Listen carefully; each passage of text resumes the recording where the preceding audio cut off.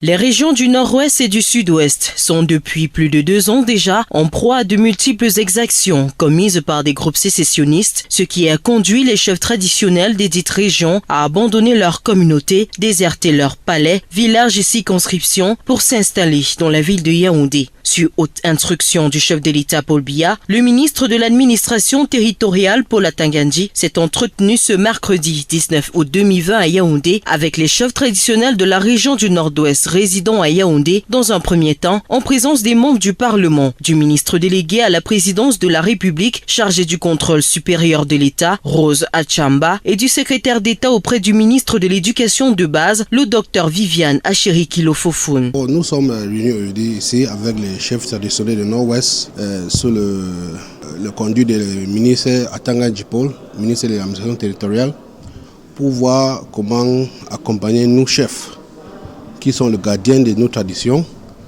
qui sont les auxiliaires du gouvernement, pour qu'ils puissent rentrer dans les différents palais dans le Nord-Ouest. Parce que tous ces chefs ont été déplacés ou chassés par les sécessionnistes.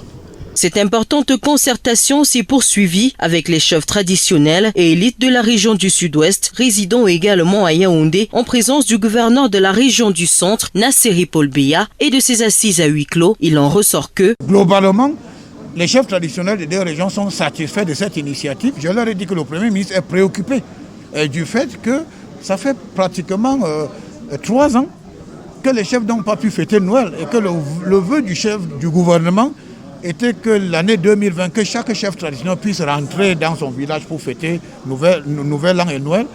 Et le chef de l'État, qui lui-même est fond de fond, m'a donc dit de tout mettre en œuvre pour encadrer le retour des chefs traditionnels, parce que si effectivement c'est des chefs traditionnels qui doivent gouverner, qui doivent régner sur un territoire, leur raison d'être à Yaoundé ne se justifie plus. D'autant plus qu'il est évident aujourd'hui que dans les deux régions, l'OCAM revient progressivement. Pour les chefs traditionnels, la réunion avec le ministre de l'administration territoriale a non seulement été rassurante, mais satisfaisante également. Occasion de saluer cette initiative louable du chef de l'État Paul Biya. Ça nous a rassuré, pas seulement nous rassurer, mais ça nous a donné encore une autre raison pour être confiants de l'avenir. Et peut-être ça aussi tracer, n'est-ce pas, la voie pour le futur. Parce que certains d'entre nous qui avons été chassés de nos palais, nous avons maintenant une bonne raison pour rentrer, négocier, expliquer avec des communautés.